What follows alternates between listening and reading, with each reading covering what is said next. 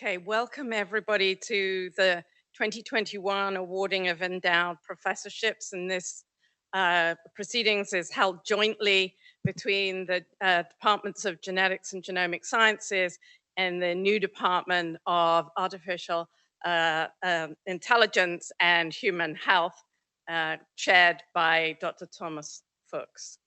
So welcome to everybody, both the people in the room and those of you present online.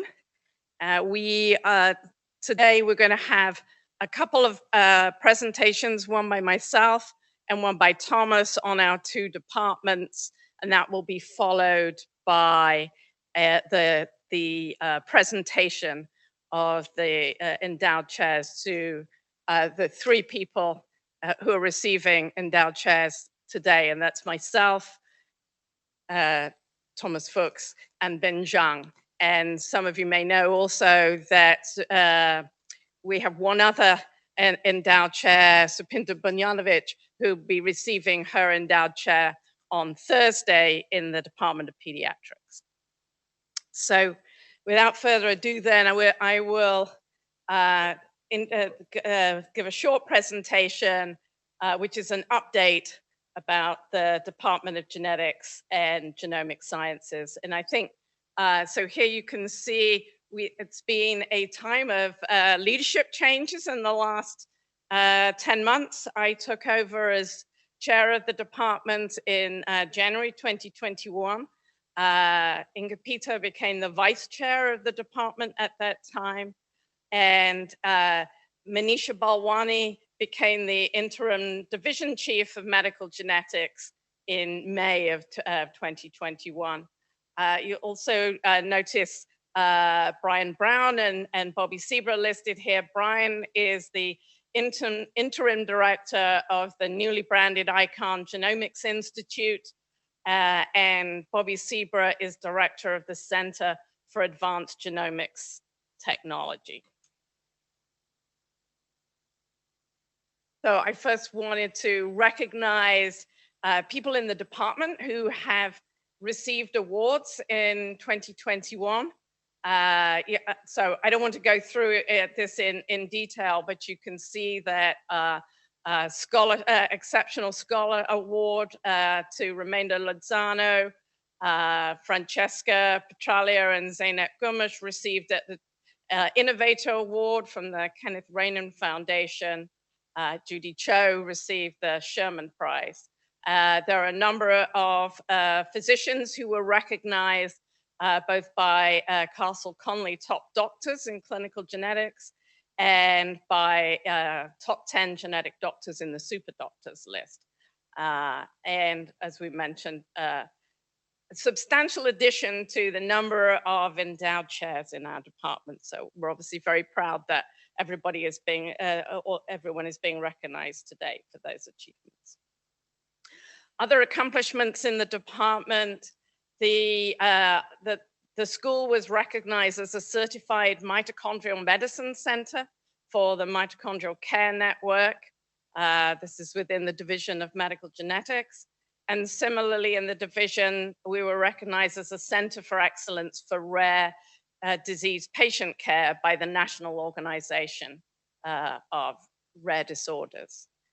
Earlier this year, we launched the Data Arc to facilitate data sharing and data science on campus. And this initiative is being led by Patricia Kovac and Paul O'Reilly. And as I mentioned on the previous slide, we formed the new center and rebranded the ICON Institute. So other achievements in the last 12 months in the department, we are currently number 5 in the Blue Ridge rankings for NIH funding in genetics research. And I'm very optimistic that we will improve upon that in the coming years. Together, the faculty of GGS published more than 600 peer-reviewed papers in the last year. We submitted 152 grant submissions, many to NIH. And you can see that, and this was up from 2020. So you can see we went from 76 million to 121 million in requests. And in the first 3 quarters of 2021, we received 24 grants were funded. Our R dollars have also, this is also an indication that our grant funding is going up. The R dollars are now now 3.9 million, which is a 32% increase over the 2019-2020 time period. And similarly, the T dollars also went up by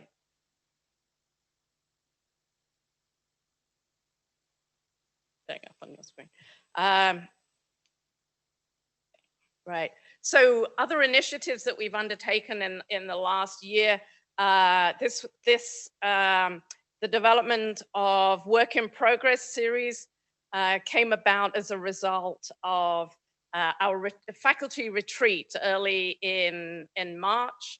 And these topic areas listed here were identified as key foci within the department that involve many individuals. And I've certainly attended, I can't say I've attended all of them, there are a lot, but I've attended a number of them, and I definitely see that they have been very well attended. I think that this is a critical way, especially during the time of a pandemic, through these Zoom, informal Zoom meetings, to have scientific discussion, which I very much hope will lead to new collaborations and potentially new grant funding between investigators within the department.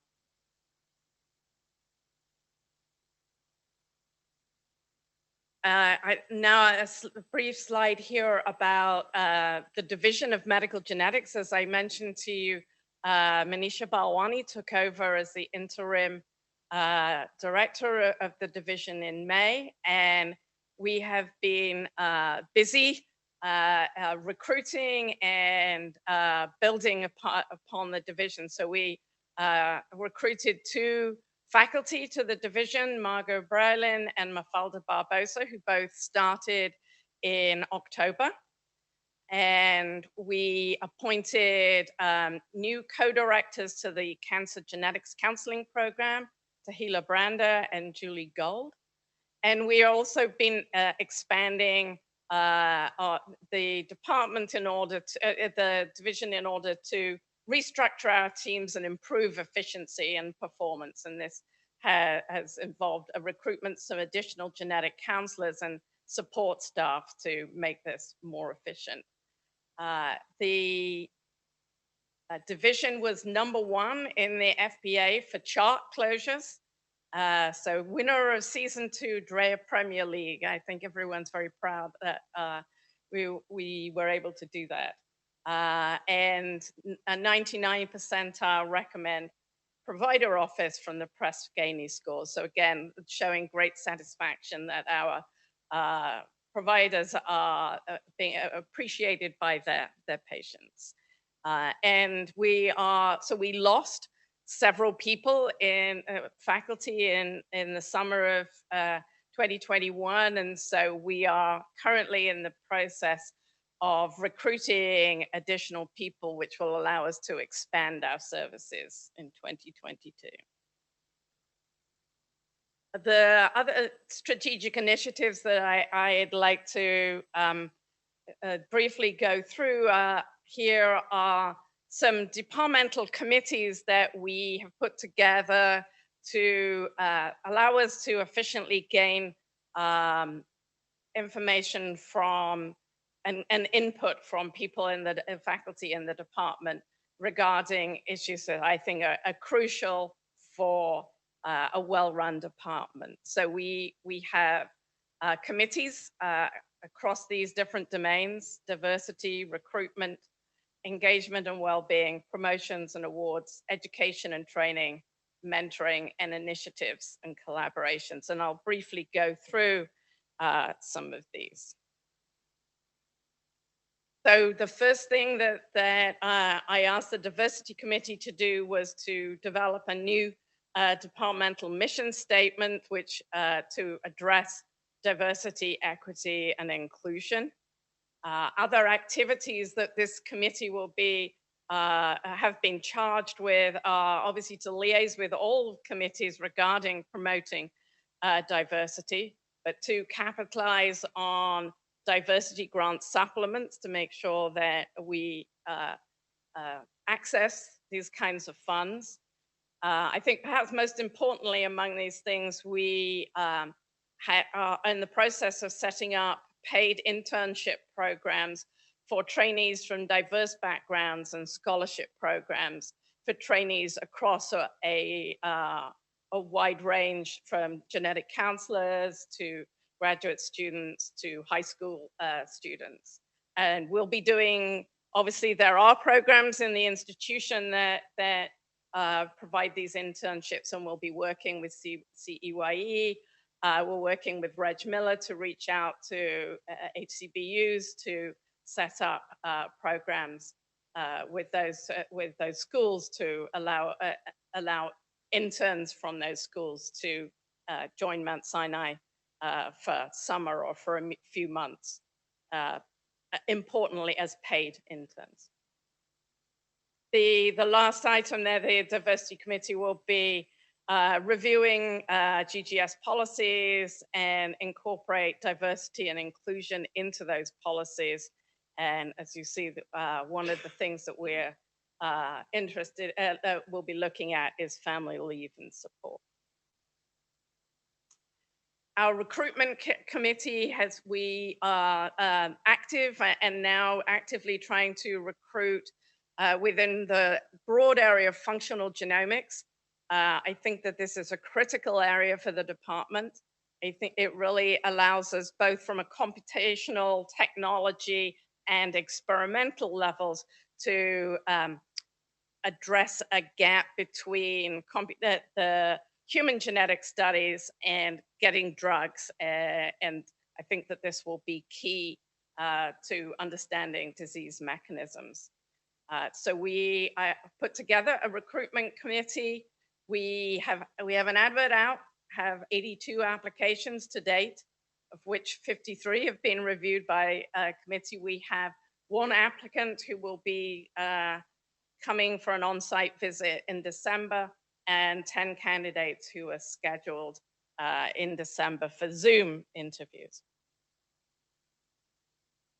I think in the times of the pandemic, everyone has felt stressed and probably overworked, and really the engagement and well-being committee is really an important aspect of the department, that we can look after the well-being and resilience of our faculty and staff. This committee has actually, I think yesterday or today, sent out a survey so that we can survey the well-being. And for those of you in GGS who are here, please fill that survey out. We need as many people to respond as possible if we're going to be able to act upon that information. We don't want to hear from 10%. We'd like to hear from 90% or 100% of people. So this survey will be assessing preferences around retreats, training, team building, social events, newsletters, engagement, and well-being. We have developed a plan already, which is submitted to the Office of Wellbeing and Resilience. We had a virtual retreat in spring 2021, and we are planning for a hopefully in-person faculty retreat in 2022. We held a faculty and staff social event about a month ago, which was very well attended. It was an outdoor event. And I think it was a great opportunity. And for me, I'd been chairing the department for 9 months, and there were many people I'd never met in person. And so this was really a great opportunity to meet everybody. Because in the last few years, there's really been a gap regarding putting people up for promotion. We have created a promotions committee, standardized the process. We've already reviewed 20 candidates, 10 promotion applications have already been submitted, and 2 people have been approved by the APT committee already for promotion. So our goal is to clear that backlog within the next year, so that we'll be then, won't be people who should already have been put up for promotion.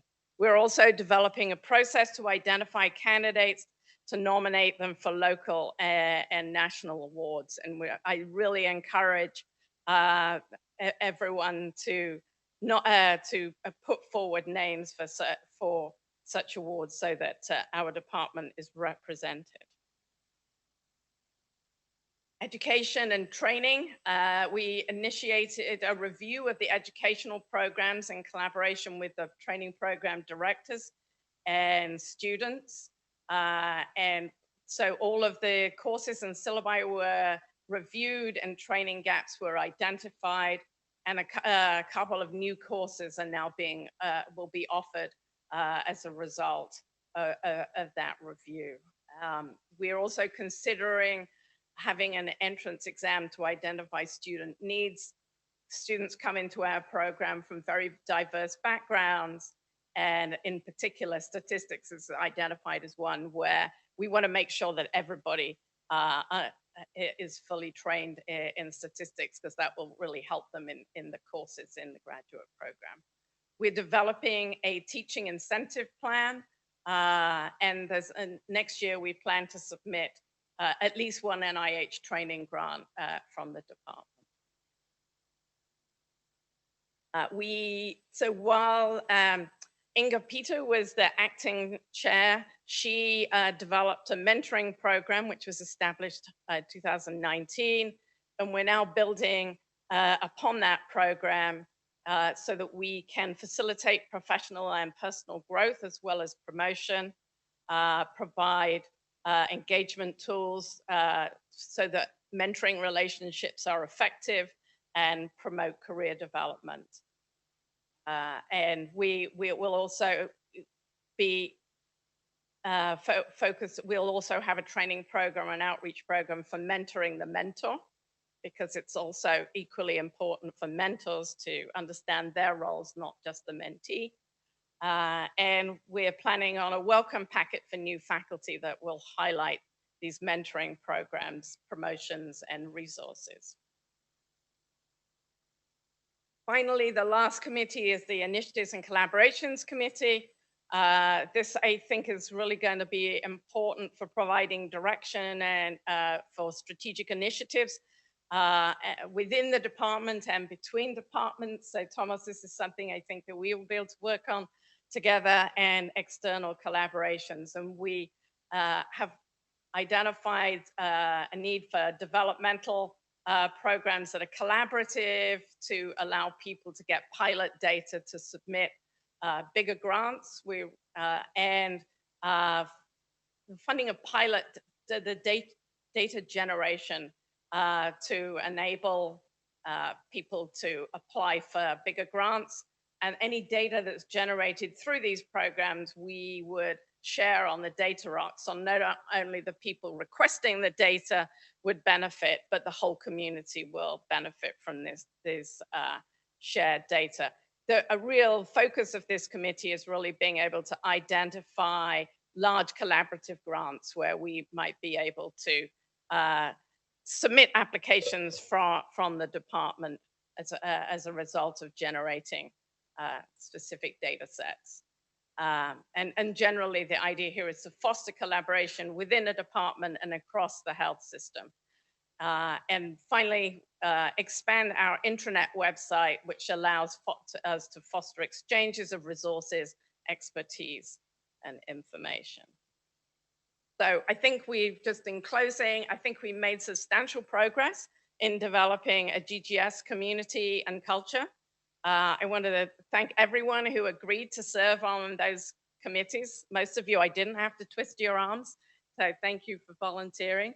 I encourage other people to engage with these committees and share your ideas. the department is only as good as the components within it. And so we really want as many people participating as possible, both in sharing ideas with the committee and participating in those whips. I think these really support the major scientific interests of the department. And I hope, obviously, in 2022 that we'll be able to have more of these activities and in person or at least hybrid rather than purely by Zoom. So I'm going to finish there, and I'm going to ask Thomas to come up and give a brief presentation about his department. Thank you. So thank you very much for everyone for attending in the room and online. Thank you very much to the deans for the enormous honor of receiving that endowed chair. That's of course something I never thought of possible, and it's really a unique emphasis also on the research we are doing and the community we are building.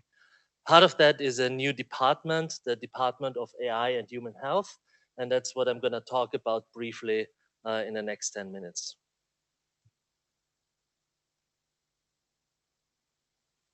So in contrast to Dr. Goate's fabulous presentation of a department that is already enormously successful with hundreds of millions of funding and grants, the AI department is something completely new.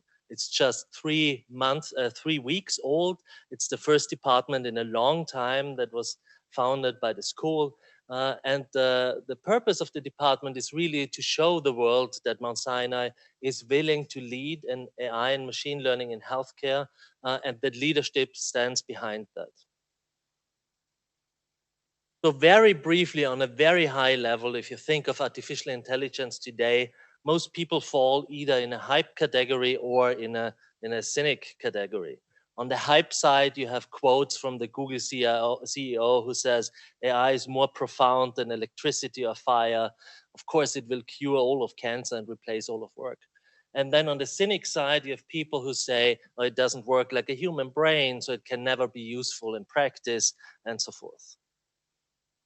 What we want to do here at Mount Sinai is to be very practical. So we want to build AI systems that are useful for physicians and meaningful for patients. So we want to build clinical grade AI. So that's AI that you can use in the clinic for the purpose it was designed. So we won't fall into the left or the right category. Nevertheless, what's very important to understand is that in AI will not just go away. It's not just a transient hype. If you look in our world globally where data is generated, most data is generated in healthcare.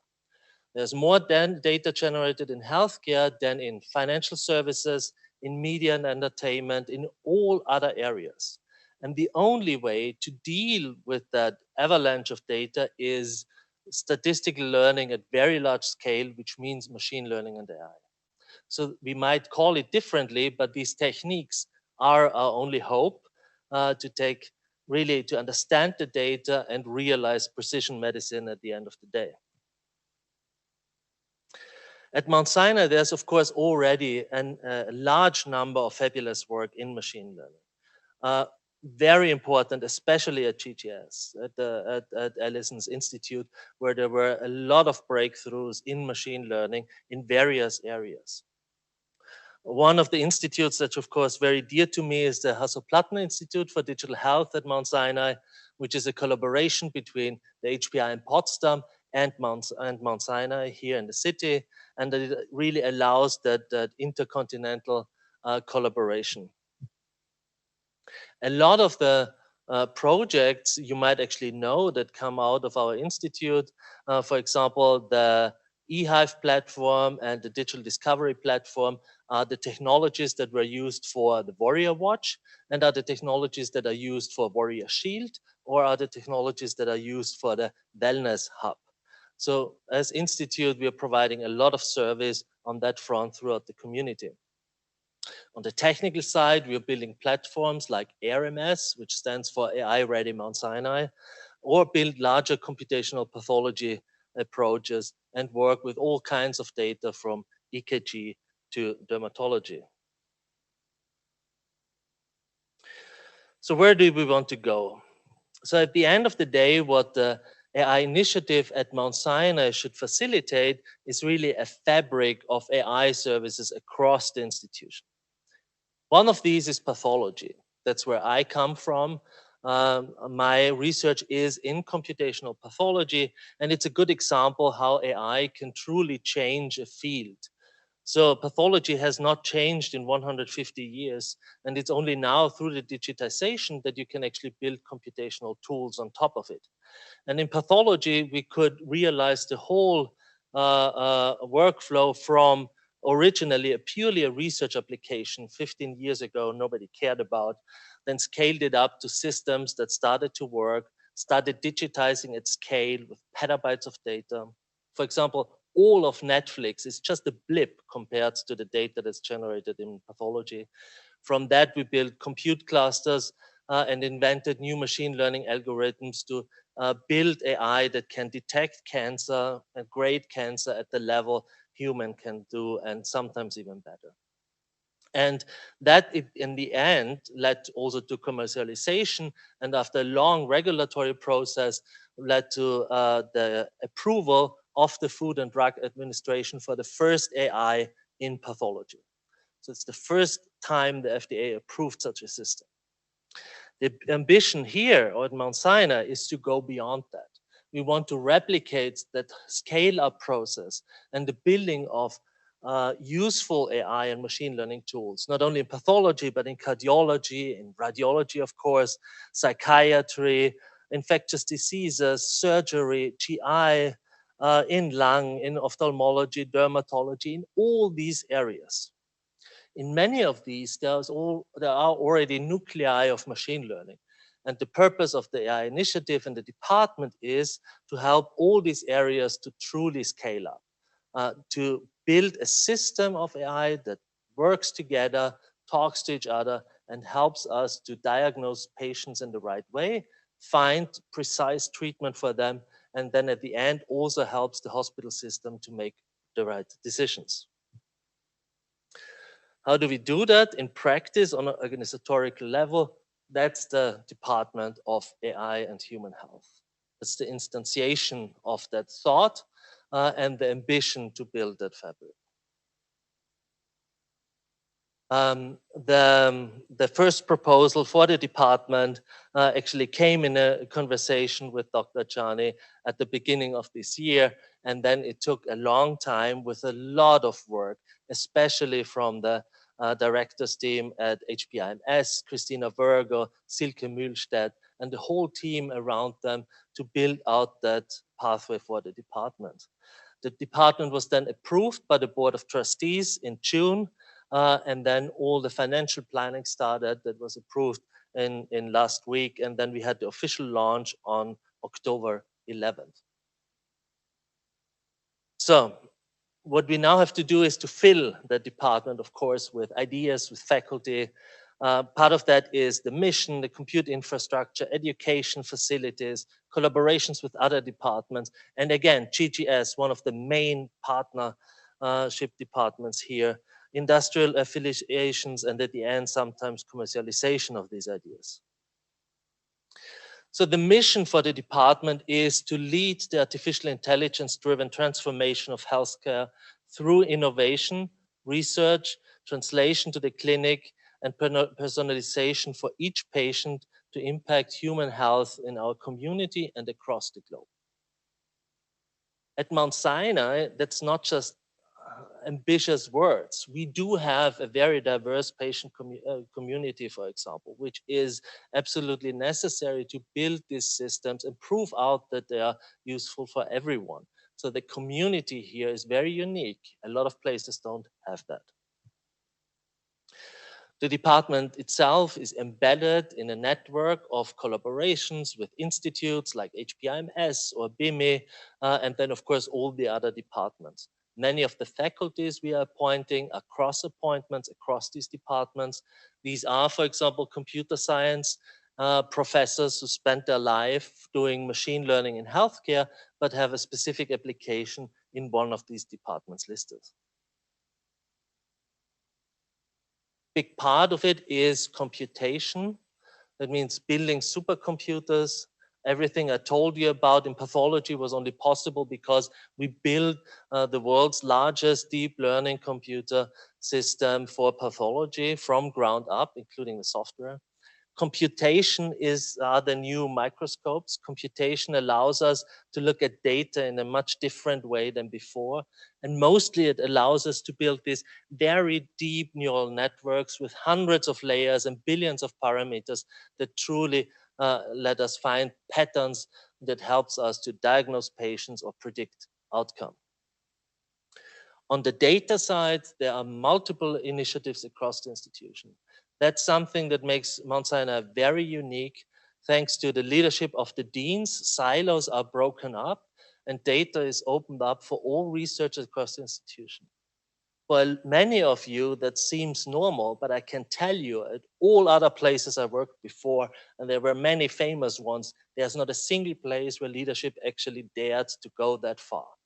And that makes us a unique place. And that enables machine learning and AI at that scale we are envisioning. Very importantly is, of course, the ambition also on the education side. The graduate school under Marta Sola's leadership got a new PhD concentration approved for AI and emerging technologies, which is led by Harit Greenspan and Adam Seifert. And that will allow us to educate the next generation of PhDs. In addition, under Silke Mühlstedt's leadership, we have collaborations with the, of course, the medical school, MD PhDs, and the graduate schools, collaborations with institutions in the US, in the city, but also, for example, in Europe with the HPI in Berlin, in Potsdam. The physical manifestation of that institute is going to be the building at East 3101 Street, so the old nurses' quarters. That building is gut renovated and also gets a new facade and will give us the space for all these computational groups that work on machine learning and AI at Mount Sinai. And what's of course key about that is it is in the middle of the campus. There are a lot of tech companies who have a lot of infrastructure, talent, and financial resources, but they cannot affect healthcare in a meaningful way because they build something and throw it over the fence. I'm deeply convinced to really change healthcare with the technologies we are developing, you have to do that from the insides. You have to be in the trenches. The computer scientists with their MDs have to be in the hospital all the time. You have to understand where exactly in these very complicated frameworks, pathology or cardiology, where applying AI makes sense and where it doesn't. To that end, we also already appointed secondary and affiliated faculty to the department. We have more than 40 by now. Again, many together with GGS because there's such a strong history in machine learning. And we have a recruitment initiative globally where we look for talent that fits exactly that phenotype we are looking for. So experts who can build systems at that very large scale to push forward these various disciplines. Finally, there is, of course, large initiatives on the PR front, from websites to social media. I want to conclude with that. So the impact in 10 years should really be a framework, that AI-driven fabric that should be seamless across the whole institution, that should really help physicians drive decision support and treatment selection and truly personalized care. Oncology is a very good example. Right? With that, luckily, wealth of specific treatment options, you need better diagnostics to actually find the patients who can benefit from that. And in pathology, as decision for the oncological pathway, only AI and digital biomarkers open up that space of precision medicine.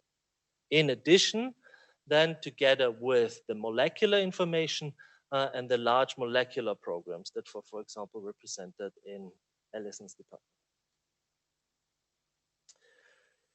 Good. I'll skip that.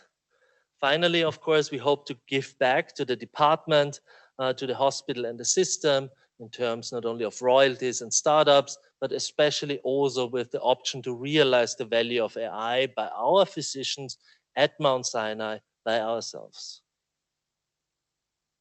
And everything I spoke about is only possible with the help of so many colleagues and collaborators here. My co-director of the Hasso Plattner Institute, Erwin Böttinger, and the leadership team, again, between Christina Burgo and Silke Mühlstedt, and all participants who made that a reality. Good, so that's that would be the conclusion. Thank you very much.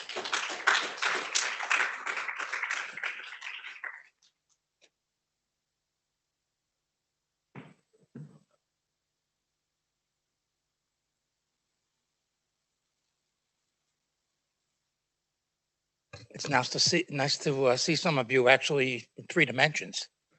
It's been about a year and a half. So I'm going to present two endowed chairs, one to Thomas and one to Alison. And I want to start with Thomas. And we have decided that Thomas's endowed chair will be named after Barbara Murphy, who, as I'm sure essentially all of you know, she passed away just a few months ago. And that was a great loss to our institution and to many of us personally, including myself. Not only was Dr. Murphy a world-renowned and award-winning nephrologist, but she was a researcher, an inventor, a trailblazer. In 2012, she became the first female chair of a Department of Medicine in New York City, and at the time was only the second female chair of any Department of Medicine at a top 20 medical school. Her resume does not fully capture the deep and lasting impression that she made on colleagues, on friends, and mentees throughout the Mount Sinai health system, but also throughout the country and the world. She was greatly mourned and will never be forgotten. Since she was recruited to Mount Sinai in 1997, she never stopped working to make the Department of Medicine better, stronger, more inclusive. She was thrilled by the successes in the department. She was profoundly grateful to the sacrifices of members of the department during the pandemic. She was a mentor and role model to all. So today I'm honored to present the Barbara T. Murphy Professor of Artificial Intelligence and Human Health to Thomas Fuchs. Let me say a few more things about Thomas and artificial intelligence. The Department of Artificial Intelligence and Human Health is the first such department, we think, of any medical school in the United States and maybe the world. I don't know. We might as well say that. And as Thomas articulated, artificial intelligence is transforming biomedical research. We think it's going to change the future of medicine. We're making a big bet on that. We're going to put a lot of resources into AI machine learning. You saw that we're completely renovating 3101st Street. It'll essentially be a new building, new facade. Includes not only space for the new department, but also some space for genomics and biomedical engineering. So we're going to invest heavily. Dr. Fuchs didn't toot his own horn, but he's a pioneer in AI, in computational pathology. He developed an innovative approach to analyzing digital microscopy in slides and help the field understand the genetic mutations that influence changes in tissue that result in cancer. He created a large-scale system for mapping the origins and pathology of numerous cancers. We recruited Thomas from a Memorial Sloan Kettering, where he was the director of the Warren Albert Center for digital and computational pathology, and also had a professorship at Weill Cornell Medical School. As you have heard from Thomas, he's going to oversee the creation of what he calls AI Fabric, which is to use AI to bring together multiple aspects of medicine across multiple departments here at Mount Sinai to develop better methods of diagnosing, preventing, treatment of human disease. It's going to deepen our understanding of diseases and lead to new treatments. And it will result in commercialization of Mount Sinai science. Thomas is the co-founder of a successful company, Page AI, that is based on the science that I've already mentioned. So it is my honor to award the Barbara T. Murphy Chair in AI and Human Health. Thomas, please come up and receive your certificate. Congratulations.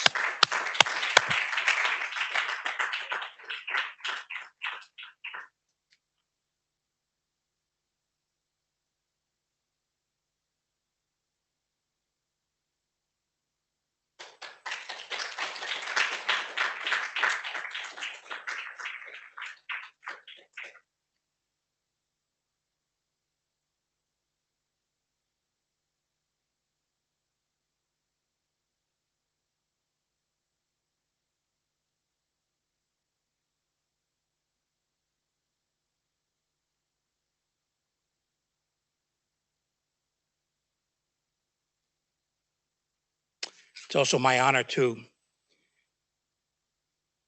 award the Gene C. and James W. Crystal Professor of Genomics to Alison Goate. And we want to thank the Crystal family for endowing this chair. As all of you know, one of the greatest challenges confronting modern medicine is to search for answers in Alzheimer's disease and other dementias. To find these answers, we must understand the complexity of the disease. And this is the frontier where Alison Goate stands among the world's leading scientific explorers. She has been instrumental in identifying disease-causing genetic variants for both Alzheimer's disease and frontotemporal dementia. It's through the identification of these mutations that disrupt normal binding of tau proteins to tubulin, resulting in tau tangles characteristic of neurodegenerative disease, that we have the opportunity to discover new treatments for these most devastating of human diseases. He's a leader in the study of late onset Alzheimer's disease, having identified novel risk factors as well as gene variants that protect against Alzheimer's, which also gives us a clue to where to go when it comes to development of new treatments.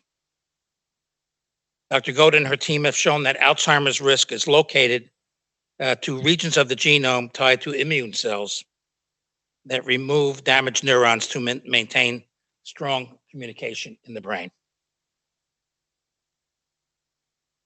Now, Dr. Goate is using genome editing techniques in pluripotent stem cells to gain a deeper understanding of the molecular mechanisms of dementia and ultimately to develop therapeutics. Dr. Goate was elected Fellow of the American Association for the Advancement of Science in 2012, and in 2016, she was elected to the National Academy of Medicine. She's the founding director of the Ronald M. Loeb Center for Alzheimer's Disease Research at Mount Sinai. And already in her first year as chair of the Department of Genetic and Genomic Sciences, she's done a fantastic job and will, I am sure, move the department to even greater heights from where it is now. Congratulations, Alison.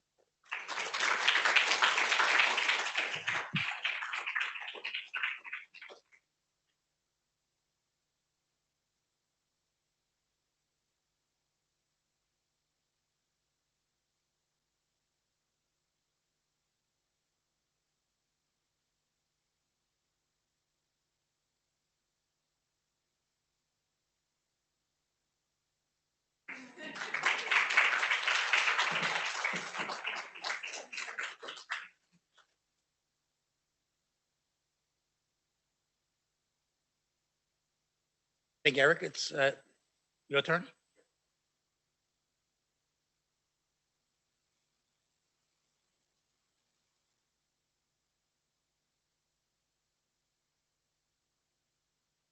First, I want to say how nice it is to be here in a newly renovated Goldworm Auditorium and to see you all here in real life. Hopefully, we'll be able to use the auditorium much more in the coming weeks and months.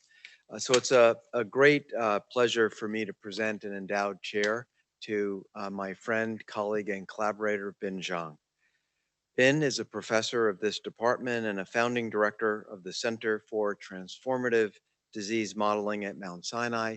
He received his PhD from SUNY Buffalo and his postdoctoral fellowship from UCLA. Bin is one of our nation's leading systems biologists. His laboratory and he have developed a series of network biology algorithms to identify novel molecular pathways and targets for major human diseases. These bioinformatics tools have been used widely across the globe and have been highly influential for numerous fields. Importantly, Bin's computational deductions have been validated extensively through empirical research and are providing new insight into disease pathophysiology. Bin's earlier research on cancer established the first set of data-driven predictive molecular network models of breast cancer, primary melanoma, and gastric cancer. His research on the genetic networks and drivers of Parkinson's disease opened new avenues for studying this syndrome. The most recent focus of his laboratory is Alzheimer's disease. The Zhang lab first uncovered an immune microglial gene network linked to Alzheimer's, work published in Cell in 2013, which was selected by the Journal of Alzheimer's Disease as one of the most influential papers in the field. Most recently, his group revealed several major molecular subtypes of Alzheimer's disease, established their unique molecular signatures with direct implications for novel therapeutics for each of these subtypes. Bin's instrumental work offers a foundation for implementing a precision medicine approach for complex human diseases. Bin is now celebrating his first decade at Mount Sinai, having joined the faculty in 2011, first of many, we hope, Bin. Over these past 10 years, Bin has been PI or MPI of 10 NIH or DARPA grants and a co-investigator on 29 grants. He's a prolific researcher, having published close to 200 papers, many of them in top journals, and he has 3 patent applications. Bin has collaborated with more than 30 labs at Mount Sinai, and his work has tremendously enriched our community and vastly expanded systems biology approaches on campus. I personally have been very fortunate to be one of those collaborators, and I could say with deep gratitude that Bin has had a transformational enabling effect on my lab's own research. It is a privilege to bestow the Willard T.C. Johnson Research Professorship in Neurogenetics to Bin Zhang. Bin, come on up.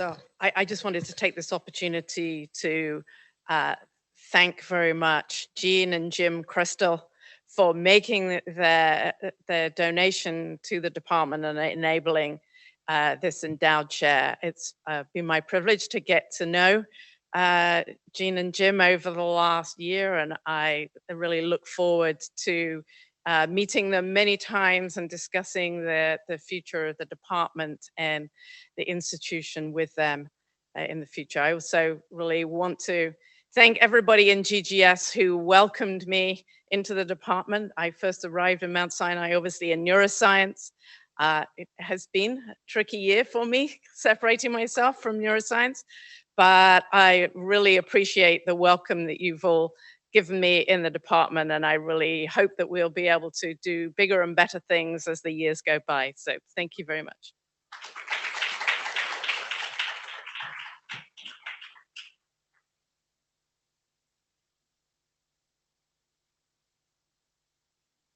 Thank you for the honor of the endowed chair, and it's a specific honor to carry the name of Barbara Murphy forward. I know the impact she had on the institutions. The conversations I had with her were enormously invigorating and exciting, and one of the main reasons I certainly came to Mount Sinai. Our collaborations, of course, were cut short, and it was, of course, devastating for everyone involved. But I understand not only the honor, but also the responsibility of carrying her name forward in that endowed chair. And I will certainly do my best to honor her name and to realize the potential we have of AI in medicine to a degree she would have been hopefully proud about. I also want to thank very much the leadership of Mount Sinai for being so forward-looking and building out AI at that specific scale. I also do want to thank very much my family and my kids who were allowed to stay up late in Austria to watch that session. So Charlotte, Emilia, and Theodor, I hope you see that, and you're also a little bit proud of your father. And thank you for all the colleagues who made that a reality. And we're just getting started. So there's a lot coming in the future, and it's going to be an exciting ride, and hopefully very, very impactful to patient care. Thank you.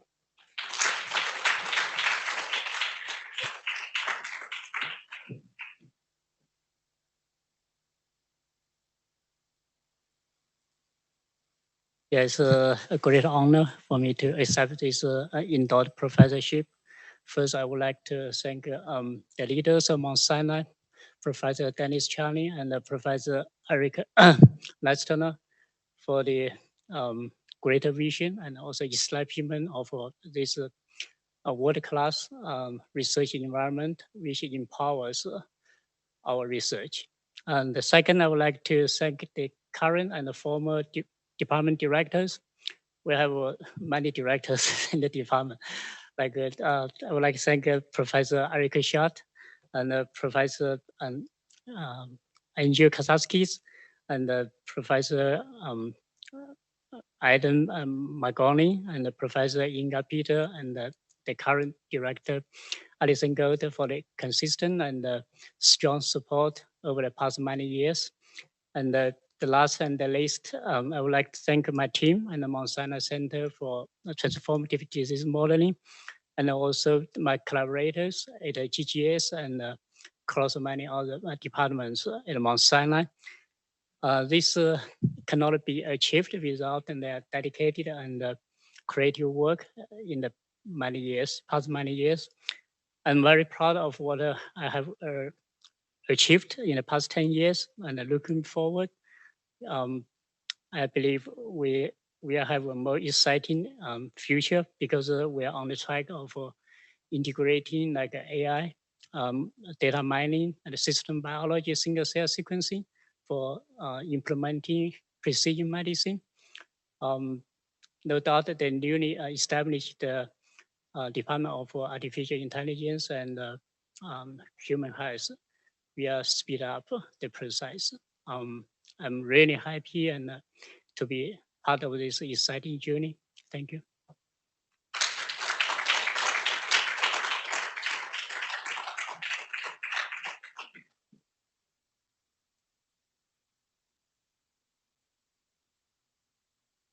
I want to finish then by thanking everybody for coming today. For those of you who are online, all over the world, I think, because I think my family is also on in London.